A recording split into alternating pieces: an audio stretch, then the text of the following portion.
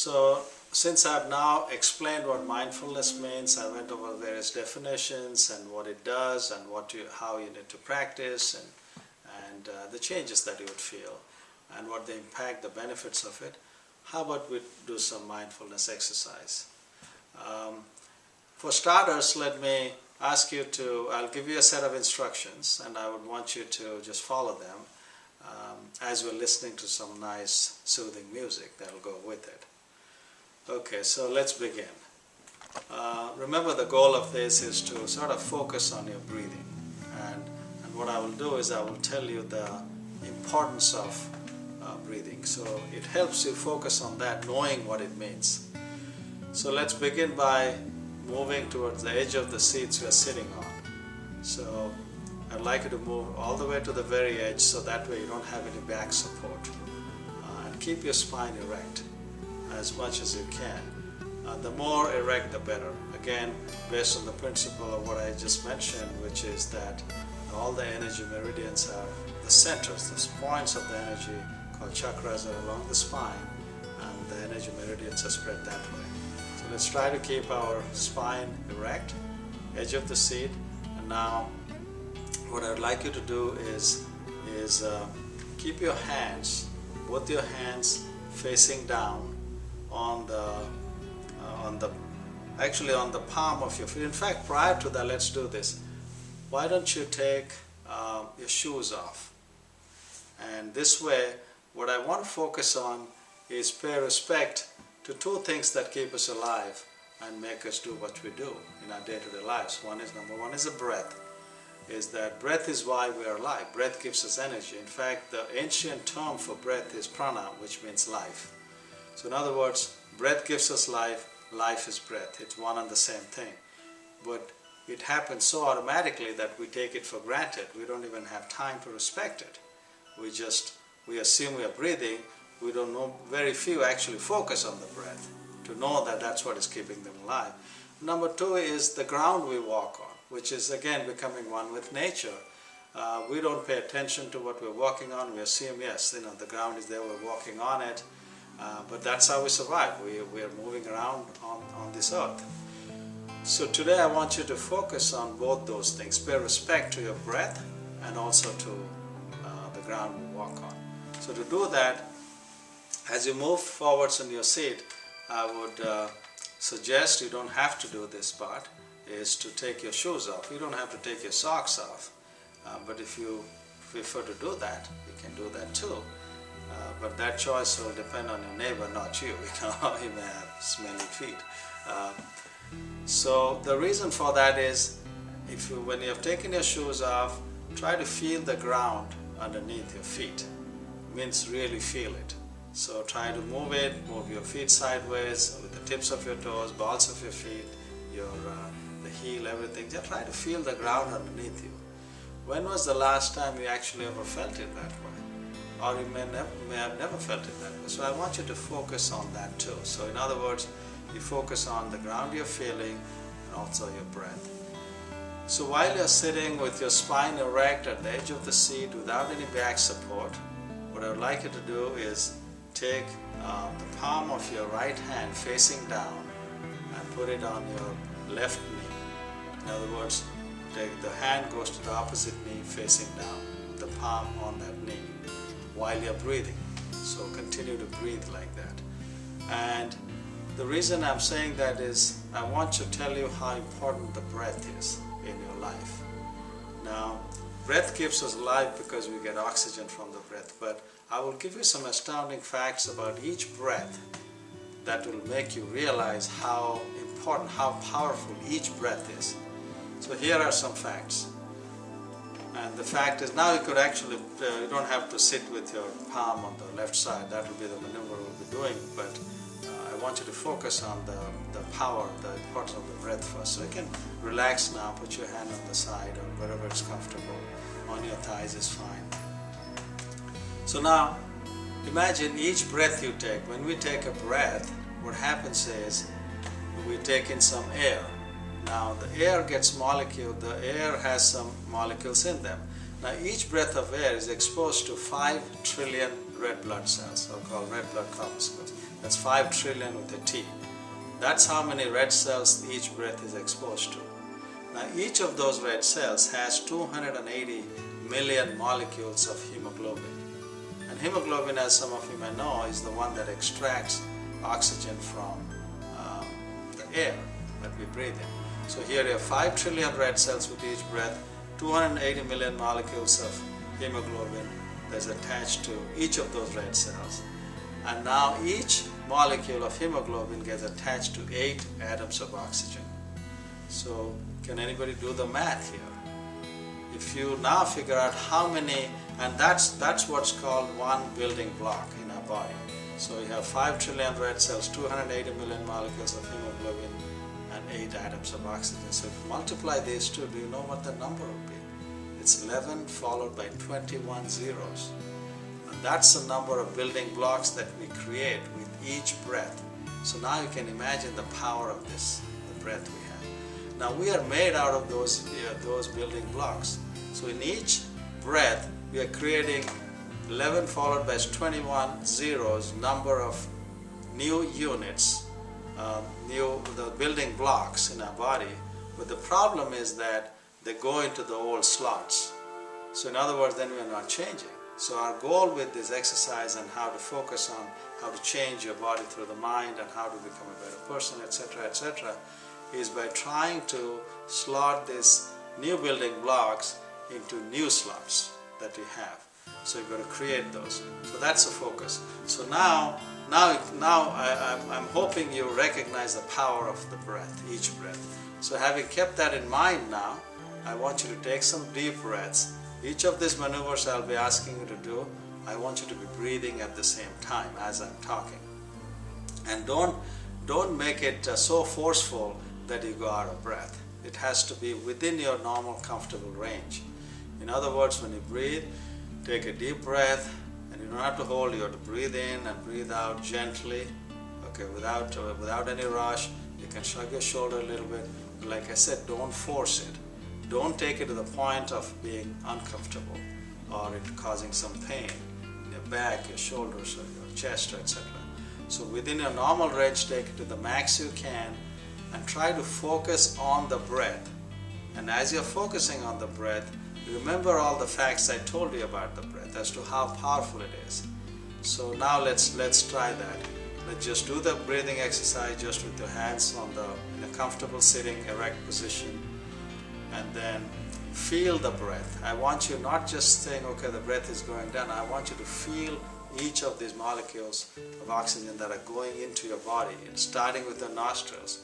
So you can close your eyes if you'd like, or you can be watching, but try to visualize in your mind's eye this breath being a structure, being something visible that you're actually feeling, something tangible. So imagine it against the nostrils, and then as it goes down to the back of your nose to the area called the nasopharynx, I want you to feel it there. Okay, now it's gone there. Now you feel it going down your air passage, the air called the trachea, the breathing tube. Feel it going down that breathing tube and get it filling your lungs up. I want you to feel like, oh, now it's reached my lungs. It's starting to inflate my lungs. I want you to visualize that and feel that. And then as your lungs are expanding, just imagine all these molecules, oxygen molecules going into all these peripheral parts, the outer parts of the lungs as they're inflating, as you're taking it in. And then so slowly exhale and let it all come out. So I want you to think of this breath, feel it as it is going, and also feel the power as to how many building blocks you're creating. 11 followed by 21 zeros. That many building blocks. I want you to feel all powerful with this experience, with each breath.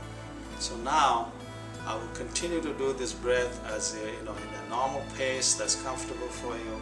While doing that, now I'd want you to take your right hand with the palm facing down and put it on your left knee. And then take 2 deep breaths like that. Then after you do that, what I would like you to do is turn your head towards the opposite shoulder. So in other words, you have your right palm on your left knee and turn your shoulder towards the side opposite to the left knee, to the right side. And again, don't Don't take it too far up until it becomes uncomfortable. Take it again within the normal range, 2 breaths the same way. Then now I would switch. Do the same with the other hand, with your left palm facing down on your right knee, and slowly turn your head towards the other side. Then take 2 breaths like that. Then I would then come back and I would get both your hands down now on the corresponding thighs. The right palm on the right thigh, left palm on the left thigh. I'll take 2 more breaths like that. And then now I'll stand up. You can just stand up there and then slowly extend your arm. Again, the normal range, just extend it out like that. For this one, it may be a good idea to separate yourself from your neighbor there, because you want to do some stretching and twisting of the spine. So I would extend the arm like that and then slowly turn as far as you can go, just the spine, twisting the spine with your legs still facing forwards. As I've told you, you're still feeling the ground under your feet now without your shoes. So feel the ground, focus on the breath, and then twist as far as you can go without it being uncomfortable. And take another deep breath the same way, and then get your arms to the side, then another deep breath, and then move to the other side the same way. And then another deep breath, and then you come back to the middle. And then now we take 2 more breaths the same way, and then now you can sit down. So now after you sit down, it's up to you. Well, you can put your shoes back on, or you can just leave it the way it is. If you're comfortable that way, you can continue to feel the ground. Again, putting your shoe back on, I would leave that decision to your neighbor. Like I said, you don't want to have smelly feet and complaint from your neighbor. So that decision is not yours, it's your neighbor's. So okay, now having said that, what I would like to now is to open it for discussion. So we'll leave about 10-15 minutes here where I would want you to describe what was going through your mind as I was telling you, going through these instructions. And we'll pick somebody, whoever is here, either you volunteer to give me those experiences, or we'll pick somebody and then we'll talk about it.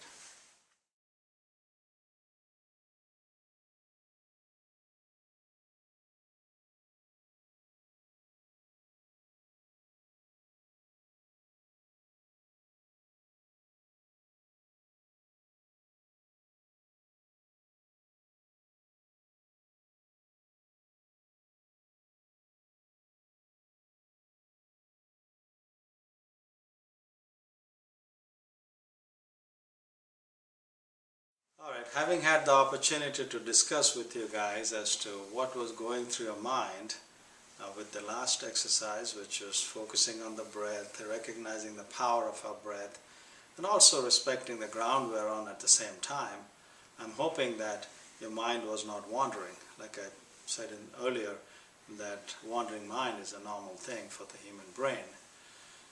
But my goal was to create what's called a paradigm shift through mindfulness, as you see in this slide. The goal was to, because we live in this linear world, which is a left brain world, which is limited by 5 senses, as I mentioned. So my goal was to shift your thinking from that left brain, which is a rational, analytical, logical, sort of a serial processing left brain, to the intuitive, holistic, abstract, parallel processing right brain, which is in the non-linear. So I hope I've achieved that, or at least some extent of that, where that's what makes you get into single-minded focus, that you feel you're in a different world. It gives you this inner joy and peace is what I was hoping for. And having done that exercise, I'm now hoping that we will be much more focused on what we're going to be doing. We'll do some more exercises. So as you can see in this slide here, this animal is pleading for inner peace, saying, come on, inner peace, I don't have a whole day. So we don't have a whole day either, so let's try and get that inner peace and focus. So having gotten into this focus that we have now, how about we do another exercise? It's called eating a raisin exercise. And as you see in this slide, it's very simple. All it requires is just a raisin. 1 raisin per head, that's it. And I'll go through the instructions with you, but the general principles are as follows on this slide. We have to learn to look, not just look, but observe. We have to learn to taste, not just swallow. We have to learn to dream and not just sleep. We have to learn to feel, not just think. Live and not exist. These are the principles that I want you to have in mind as to what we'll achieve at the end of this. Having said that, our focus now has to be entirely on the raising. So I'm going to give you, and you can do this exercise with me, and it may take, again, please follow the instructions correctly, properly, as much as you can, because hopefully I've caused a little shift, paradigm shift in your brain from left to right, hoping that you will be able to be more focused on this. The goal of this exercise is raising again. We've all had raising, and then we paid no attention to it. There are a lot of things about a raising I don't think most of you may not have paid it. Maybe some have. Have you ever? So let's start with this. Let's pay as much respect to this raising as possible. Let's focus our attention just on this raising. So what I'd like you to do is take the single raisin that you have, put it on the palm of your hand, and just observe it. Just observe it. So in other words, look at it from all angles. You can move it around. Look at the contour and imagine in your mind, where did it come from? Is this a shrunken grape? Which country did it grow in? Why is the color like this? I want you to have those thoughts about that raisin that you're looking at. Anything that comes into your mind as to where it come from, how did it land up here, what's going on with it, things like that. So just observe for a minute or two, and register these thoughts in your mind. You should have absolutely no other thought in your mind at this time except for that raisin. That's all you're doing. And then in a minute or two, we'll move on.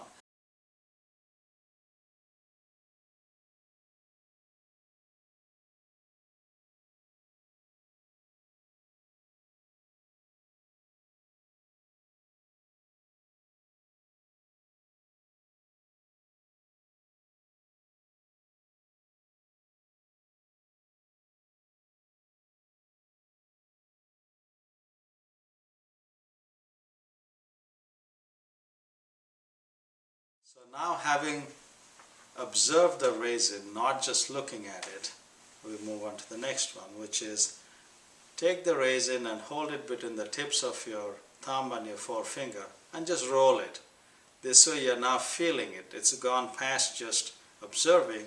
Now we've gone to the tactile sensation. So you've gone from your visual sensation to tactile. Just start feeling it. Feeling all around it. Squeeze it gently to see how, what the consistency is. So I would just do that, and then just do and try to observe all those feelings in your mind as to how it feels. Why does it feel this way? Why is it hard here? Why is it soft here? Things like that. And I'll let you do that for a minute or two.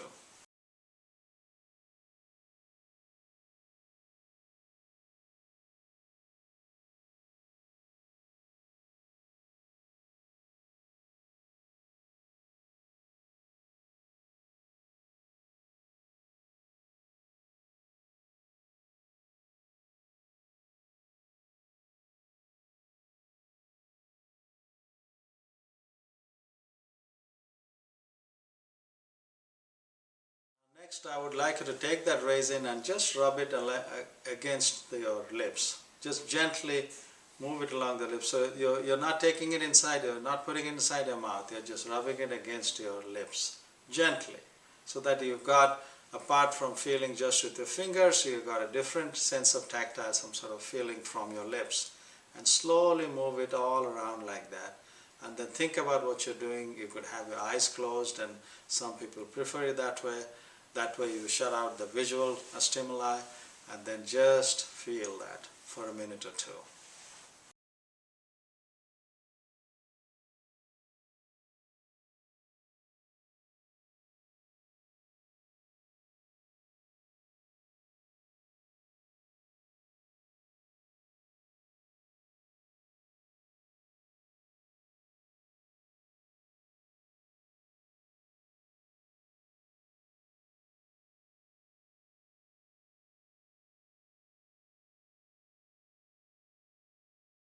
Alright, now having observed the raisin, felt it at the tips of your forefinger and the thumb, and then along the lips, I want you to now put it on your tongue.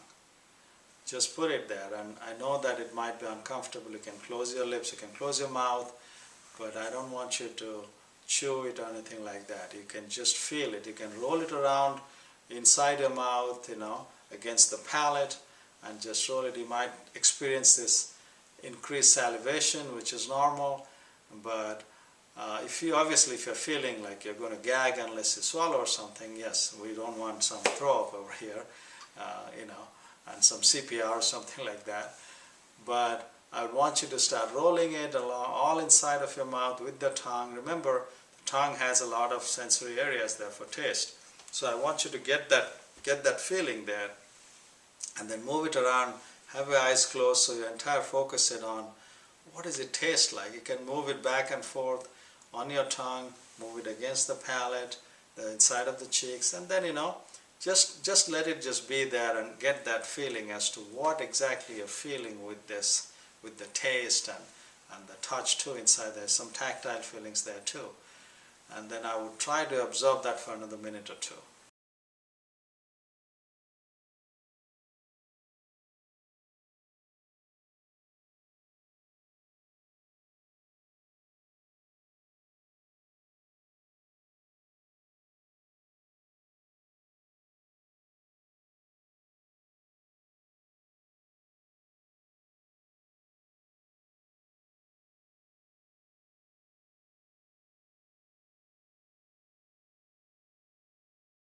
Okay, now those of you who have succeeded in not biting into it, kudos to you. So those of you now, you can take a gentle bite, not just bite and start chewing. A gentle bite, and try to feel as you're biting as to what the sensation is. And try to be soft and gentle and observe each of those sensations as you're biting. So if you can just do that, and then do that a couple of times, and until I tell you to just now, you can chew it. But if you can't resist chewing it, I would go ahead and do it. But try to resist that temptation. Just bite a few bites and absorb that feeling in your head. And then finally now you can now chew and you can now swallow it. And as you swallow it, I want you to feel it going down to the back of your throat, and then down your food pipe called the esophagus, and then settling in your stomach. I want you to visualize that, just like you visualized your breathing with the air, the oxygen molecules going into your lungs. Same way I want you to visualize this, the raisin going slowly down your esophagus into your stomach. So now that we have taken 10 minutes or so to discuss our raisin eating exercise and our experiences with it and all those we have shared, I could share a funny anecdote with in a big group that I had not too long ago, where when I asked them, one lady raised her hand and I said yes. She said, oh, it was very sensuous. It was very exciting, almost like sexual excitement. And so the rest of us assured her that it was like Vegas, what was said there stays there. So that's what I want you guys to feel in the discussion, that anything that comes up, don't feel embarrassed that you can't talk to us about it. Because that lady, after she said that, another guy raised his hand and we asked, how about you? He said, I got to admit, I felt the same way, So just, I wanted to feel comfortable and completely open about how you feel, because that's how you're going to clear your mind. Okay, so since I promised I'll talk a little bit about stress, anxiety, and addiction, in addition to addiction, we're going to talk about stress and anxiety and how it's related and how mindfulness is going to help. So all these couple of exercises, learning about mindfulness and the exercises we did, I'm hoping that it has helped to put your mind frame with this paradigm shift as to how that can help. So let's talk a little bit about what stress is. Now the definition of stress, as you see in this slide, is a state of mental or emotional strain or tension resulting from adverse or very demanding circumstances. And this picture, imagine this zebra is walking around, he sees something, some coiled structure on the ground, and is wondering, is this stress? I mean, if you look at a coiled structure on the coiled rope, for example, on the ground, and your mind thinks it's a snake, you're going to react to that rope as though it was stress. So it doesn't matter what the object is, it's how your mind perceives that object. If your mind has perceived a coiled rope to be snake, you're going to react like it was actually a snake. You'll get panicky, you'll get into fight, flees, or freeze response with the amygdala response that I talked about. Now anxiety, what's the definition of anxiety? As stated in the slide, it's nervousness, apprehension, and self-doubt that may or may not be associated with real life stressors. Again, it's a question of perception. As I just mentioned, is you may have something that looks threatening. If your mind thinks it's threatening, you get anxious, you get stressed out. So here, like it says in this slide, I can't keep calm because I have anxiety. When you have anxiety, you just can't keep calm. So now why can't we recognize it? This again brings me back to our previous talk about the stress and the amygdala part. What happens is, if you look at this slide here, right at the bottom is a relaxed situation, and as you start climbing, or as your stress level starts going up, you start coping less, you get stressed out, you get anxious, and then you go into a panic attack. Why is that? Because you go into this panic cycle. You have anxiety, there's fear, there's more anxiety, there's another attack, there's more fear. It's a vicious cycle, as you see in this slide. And what is it because of? Again, I'm back to my favorite slide, the amygdala hijacking. I know I've repeated this a few times, but because it's so important. The reason we get into this this vicious panic cycle and can't get out of it is because we're stuck in this amygdala hijack mode, where the input, the trigger, doesn't go through the normal process from the amygdala to the prefrontal cortex for a balanced response. It gets hijacked at the level of the amygdala and keeps going round and round in circles in a non-stop fashion. So as I mentioned before, it leads to blaming and projecting as a depersonalization that happens. And what do? We start blaming others. I mean, look at this lady here. She's might have had a bad day, and she's working in the hospital as a receptionist or a nurse, and then somebody calls and she gives it to them, that person, who just happened to be a person who called her when she was stressed. So we have to be cognizant of that. That's where awareness comes in. If I remember in my original slide for mindfulness, awareness is the key word, that we have to be always, it's not just self-awareness, awareness of things around us, people around us. So having said that, let's do another exercise, and this is called stress or anxiety perception exercise. So for this exercise, what I want you to do now that you're in a good, relaxed, sort of a right brain mind frame and you're focused, what I would like you to do is split up into groups of two, dyads, 2 people in each group. And then after you split up there, you please pull your chair so you're facing each other. Not so close that you're getting into somebody's personal space. Far enough that you avoid getting into somebody's face, somebody's personal space, but near enough that you can hear each other, because there will be a lot of noise as you're going to do this exercise. And the goal of this exercise is to see if we have this empathic attunement with another individual that you are listening to. Remember, there's a reason why God gave us 1 mouth and 2 ears, because we should listen twice as much as we speak, but most of us do the opposite. So now, what I would like you to do is, in the group, please pick a partner that you didn't come here with, that somebody you're not very familiar with, that maybe you met for the first time, you don't know much about them, and see if you can make that connection. The goal is that once you're facing each other, the younger person in the group, and please be honest about your age, so the younger person in the group will have to narrate a stressful event that happened to him or her to the person listening.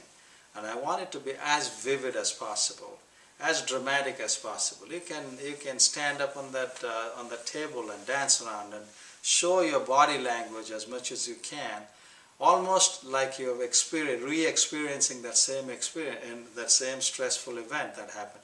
It can be anything. It could have been somebody cut you off on the road as you're coming here, or it could be some problem with your child, or it could be that, oh, you are hungry and you open the fridge, there is no food there. Anything, or something that happened way back in your childhood.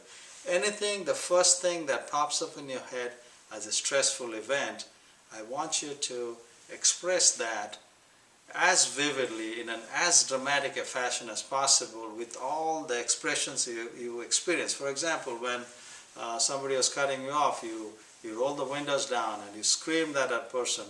I will repeat all that, the way you did, or you stuck your finger out, whatever you did, re-experience that. And for the listening person, what I want you guys to focus on is to listen very intently. Listen not just with your ears. Listen with your eyes. Feel it. Get the sensation. Use all your senses. And so that way you try to absorb everything that the person is experiencing as though you're in that person's shoes. Now the reason for that is empathy. What's the definition of empathy? Empathy is feeling the other person's emotions like being in that person's shoes. You can only do that if you empathize with somebody. So I want the listener to listen to the narrator with that intention, with that degree of focus and intensity in just that. So you have no other thoughts in your mind but what that person is telling you. Because at the end of this exercise we are going to discuss, and I'm not going to tell you whom I'm going to ask what. I want the narrator to be as descriptive, vivid as possible, and the listener to listen with full attention, complete attention just to that. Even forget that you're breathing, because most of the time we don't even know you're breathing because we have been talking about breathing exercise recently, so I don't want to feel like, oh, you got to focus on your breath too. No, here you focus just on the listening part. And then, so we'll give it maybe about 10-15 minutes. So you narrate the story, and then we'll have a discussion as to, I'll ask both parties, they'll have different types of questions as to what you learned from this exercise or thoughts that are going through my mind. So we'll give it 10-15 minutes for that.